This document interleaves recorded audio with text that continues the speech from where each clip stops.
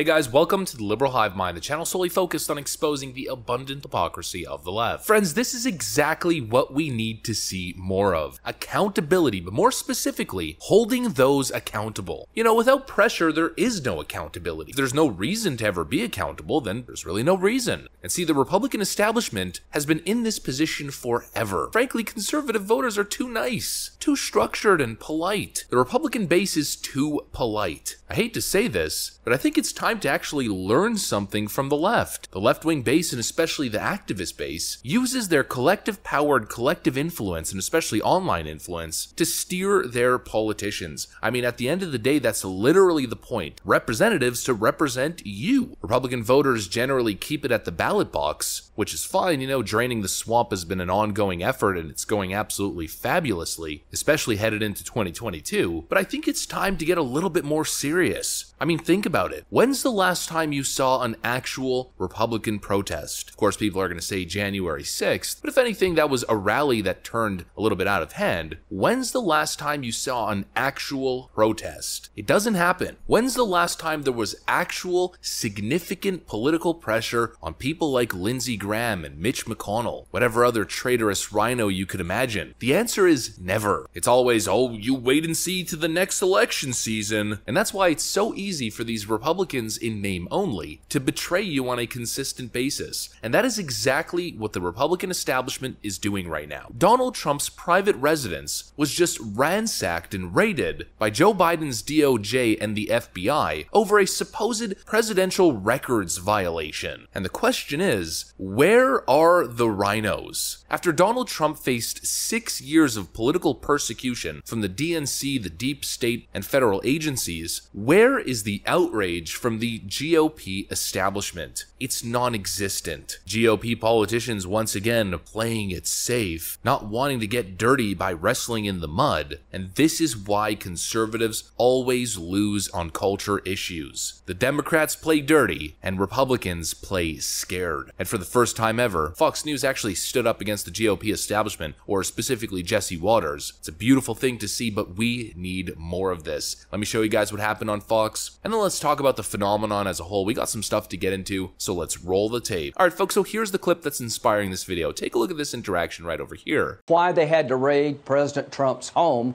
90 days before an election. Yeah, you know, and I love having you on, Lindsey. You know, you and I have debated about things, and I've seen you pretty spitting mad over Ukraine.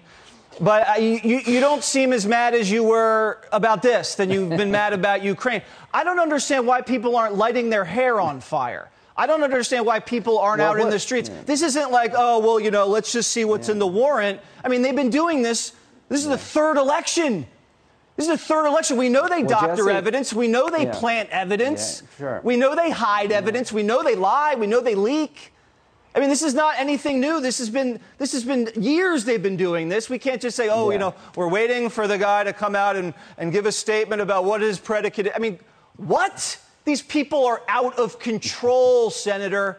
This country is at, like, we're on the edge of a cliff, man. I'm telling you, this country is at the edge of a cliff here. Now, this is exactly what we need to see. This right here is what's been missing. And not just this specifically, but more of this. I mean, this exponentially. Let's go back to 2016 when Donald Trump was under full assault. Who had his back in the media? Fox News was piling on him. Republicans were working to stop his agenda. When Donald Trump was unjustly being framed as a Russian agent and Russian spy, who was backing him up? Once again, it was the people, his voters, but the establishment, especially the Republican establishment, that purports to represent those voters were silent. We'll just let the investigations play out. Oh, we'll just have to see where everything goes. Well, now we're hearing the exact same thing. Take a look at what Tim Scott said the other day. And we don't know the answer to that question yet. This is probably doubts about the FBI. This is going to raise more questions, in my opinion. We need to let this play out and see exactly what happens, but we should all have been stunned and surprised and shocked at what happened yesterday. Well, now it's the exact same thing. You know, you have Joe Biden implicated in impossible influence peddling and multiple corrupt acts and crimes. Hillary Clinton, of course, the same thing. And Democrats leap to their defense, stand in the way of any investigation, call it Russian disinformation, manufacture distraction stories. The entire mainstream media does the exact same thing. They protect their dirty party leaders by playing dirty tricks clicks, putting in full effort, rallying together. Donald Trump on the other side, who's been facing an establishment bulldozer trying to destroy him and his entire family for years, and you can't get Republicans to issue a statement in his defense. It's a lukewarm, fence-sitting, well, both sides kind of thing. An empty political answer, and it's frankly frustrating and disheartening. They're pretending as if they're doing something, but really, they're not. Here's a great example. Take a look at this tweet from Kevin McCarthy, who's the Republican leader of the House. He writes, "I've seen enough. The Department of Justice has reached an intolerable state of weaponized politicization. When Republicans take back the House, we will conduct immediate oversight of this department following the facts and leave no stone unturned. Attorney General, preserve your documents and clear your calendar." He's trying to make it seem like when Republicans take over, we're seriously going to investigate this stuff. Attorney General Garland, preserve your documents and clear your calendar. This is one of the weakest, most pathetic statements I've ever read in my life. Preserve your documents and clear your calendar, because we know, of course, in relation to Russiagate, the preservation of documents, that's definitely something that's worked so well and in favor of Republicans. Clear your calendar, Merrick Garland, because we're gonna have a House committee hearing where we ask you a bunch of questions, you give us a bunch of vague non-answers, but we slam our fists on the table pretending as if we're doing something. Let me guess, Ted Cruz and Lindsey Graham are gonna write a strongly worded message towards Attorney General Merrick Garland. Ooh, spooky stuff. They won't even say Donald Trump's name. What they should be doing is unequivocally standing by Donald Trump. They should be using the word banana republic. They should be demanding immediate answers on why the search warrant was even issued in the first place.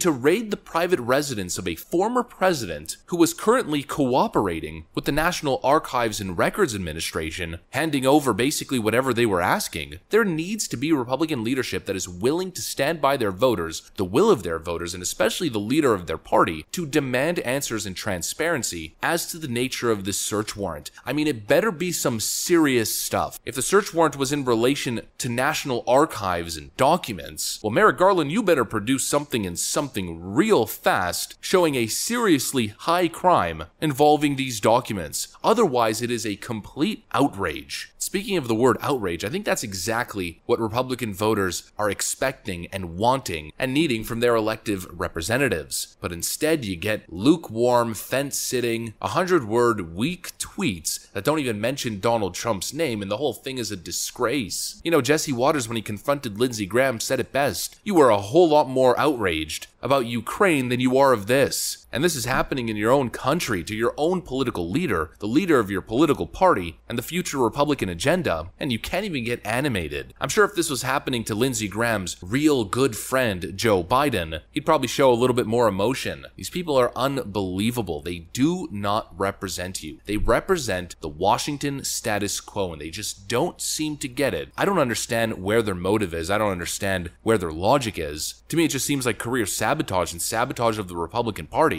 You're actively ruining your own career and possibly hurting the Republican Party moving forward because Donald Trump is the guy. If anything, if you were making a political calculation right now, you'd be getting behind Donald Trump 100%. Donald Trump is now shattering fundraising records after Biden's FBI raids Mar-a-Lago. This is a moment to seriously put the spotlight on the most important narrative, that it's Donald Trump against the establishment. But of course, these Republican neocons, or these rhinos, Republicans in name only, are part of the establishment, and it seems as though their motivation, their intent, their goal is to preserve the establishment, and that's why they don't want to come out in staunch defense of Donald Trump. Oh, we'll just have to see where this investigation goes. You know what? Sure, you're allowed that opinion. I also want to see where that investigation goes. Well, how about you apply some pressure on getting some clarity in respect to this investigation and this search warrant? Because if you continue doing what you have been doing, just letting everything play out, well, you continue to perpetuate this environment where Democrats and their allies in these federal agencies feel like they can continue this overstep and these witch hunts with impunity because no one's going to stand in their way. Certainly not Democrats, and apparently most Republicans won't either.